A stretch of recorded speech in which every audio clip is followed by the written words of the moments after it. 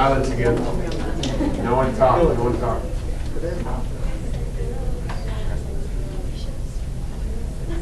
Yeah, make sure you're not on your phone during retake prep either. There's no sense being here if you're not concentrating. Like, I'm dead serious.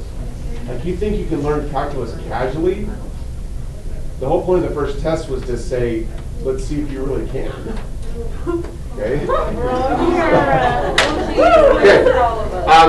Yeah, it's not meant to be mean. You understand, right? Yeah. But it is meant to be realistic. Okay? Listen, I've noticed something very interesting over the years. If you talk to a parent, it's with the video again, whatever. If you talk to a parent who never took calculus, either in high school or college, they really struggle to understand why their son or daughter is struggling. Because they feel like it's like any other high school class.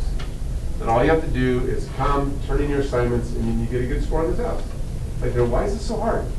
But if you talk to a parent who's taken calculus, they understand completely. Like, seriously, they'll just go, oh, I get it. I took calculus, I know it's hard. and I'll talk to them and say, yeah, the problem is your son or daughter is like, they're just not very focused. Like, they're here, but you can tell they're just not with me. And they're like, yeah, that's why they're struggling. You just have to be really engaged. Okay, here we go, 6. This one refers to several things that are on the white reference sheet that you needed to have memorized. It asks, for which value is f not continuous? The reference sheet says a bunch of things about continuity. It reminds you that for continuous, we're trying to make sure there are no jumps, removables, or vertical asymptotes. We don't have a graph to look at, though, so we're over here remembering this. Jumps only occur in piecewise. This is not a piecewise function, so I can skip that. Go to the next thought, right here. Piecewise again. Factoring often reveals functions discontinuities. Well, good news, it's already factored. So that's good. Last thing here says, the x that causes the y to become 0 over 0 is the x location of a removable discontinuity. The x that causes the y to equal number over 0 is the x location of a vertical asymptote. So what we practiced in class, this is actually almost identical to a homework assignment. We said if I take f and I just kind of spread out the factors, I'm going to have x minus 4 divided by x minus 4 multiplied by x subtract 4 over 1 multiplied by x plus 5 over 1 multiplied by 1 over x plus 6. When I spread out the factors, it's pretty easy for me to see that if I were to choose an x value equal to 4, this will become 0, this will become 9, this will become 10, but this is the important one. This will become 0 divided by 0. So the whole thing becomes 0 divided by 0. That means x equal 4 is a location of a removable discontinuity. Question? Please.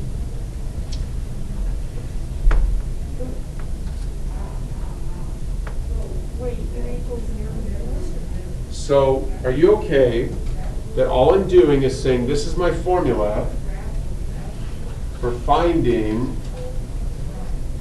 the y values of this function? Yeah, that's fine. You're good. So I'm over here doing this, and I plugged in 4. So all of the x's became 4. All I really cared about was this. Because if that becomes 0, then it's times by 0. Right, perfect. Yeah, that's why, hey, 3 for Ella. That's why the fact said, focus, come on, focus.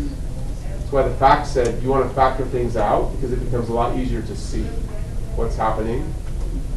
Other questions? Please. To find when f is not contiguous, does the equation just have to be non-existent or equal to 0? Can't say that because with jump discontinuities, that doesn't happen. But for a vertical asymptote, you have to be careful as well. It's right here, Keone. If you can find an x value that causes the y to be a number over 0, vertical asymptote. If you can find an x value that causes the y coordinate to be 0 over 0, that's removable. But if it's piecewise, there's a different way to find that. So we won't talk about that right now, but anyway, so I can't answer your question yet. 3 points. Anybody else? Back here, I also noticed that if I plugged in -6,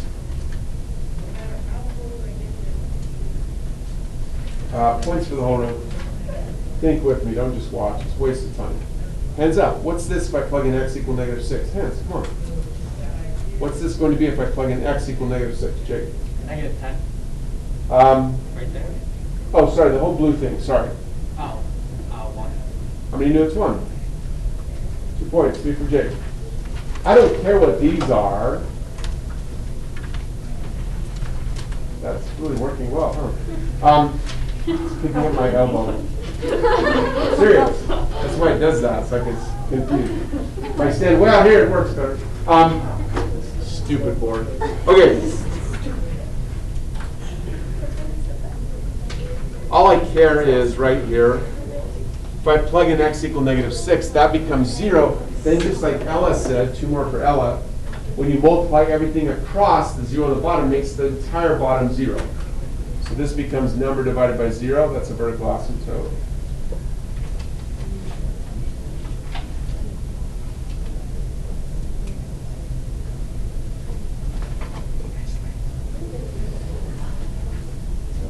Anybody want me to talk more about it? Please, make.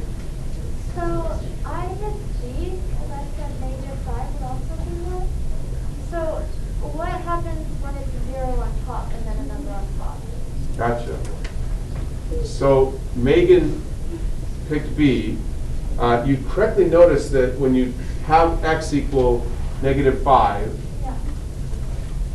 the result for y is 0 divided by number. It's perfect. That isn't a discontinuity of number. That's what's known as a 0 of the function.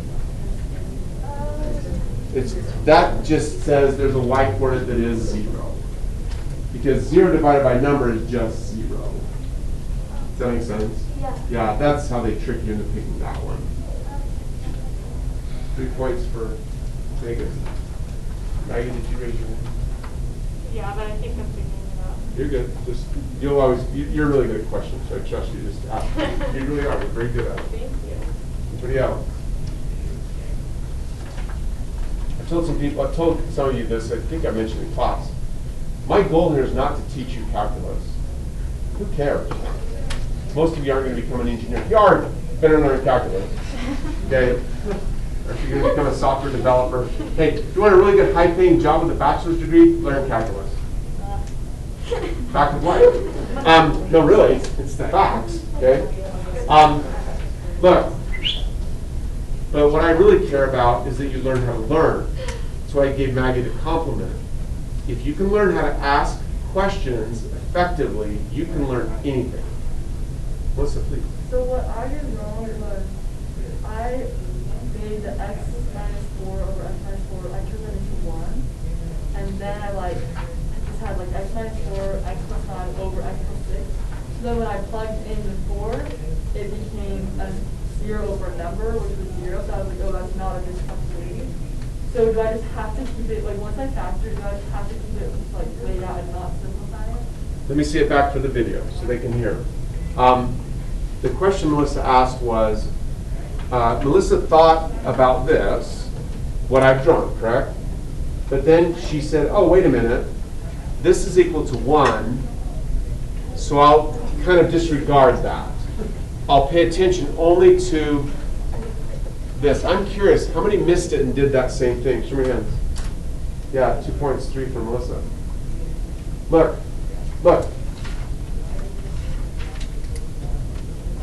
That's why I hate this word. Because it leads to misunderstandings. Like the word I'm pointing to. For the video's sake, it's canceled, by the way. Since you can't see what I'm pointing at. Yeah, it leads to misunderstandings. Nothing cancels. And this does divide to make 1, unless. Hands up. What's the unless? Come on, hands. There's a value of x for which this does not equal 1. So you can't just cross it off and forget about it. There is a value of x for which this box right here does not equal 1. What is the value? Yeah, I know you're nodding. Ella, what's the value? It's 4. When x equals 4, this box here becomes 0 divided by 0. That's what causes this, which causes the removable discontinuity. So that's why I don't want you canceling anything, because it does lead to mistakes. Does that help, Melissa? Perfect. Who had their hand raised a minute ago? Show me hands. Come on. 2 points. 3 for Ella. Please, Tyler. Okay, so just to clarify, remember, so -5, when it's 0 over a number, that means that that y coordinate is 0. Yeah, let me say that back, Gabby, just for the video. 3 points. This value of x produced a y value that was 0 divided by a number, but 0 divided by something is just 0. So that's just a y coordinate that is 0. They do call that a 0 of the function. Perfect. Please make it. If it's 0 over 0, would that also mean it's non-existent? Perfect. At a removable discontinuity, so Megan's question was, does 0 over 0 mean the y coordinate is non-existent? Well, the wrong word. We don't want to use that word. That's for limits. But the y coordinate is undefined. Yeah. Yeah. Removable discontinuity and or vertical asymptotes. Well, back to Keani's point. 2 more points for her. You got to be a little bit careful, Megan. Not all removable discontinuities are undefined, Okay. but sometimes yes. Okay. Like here's a picture on the reference sheet. In this picture here, there's a removable discontinuity at x equal a. At x equal a, this function is also undefined.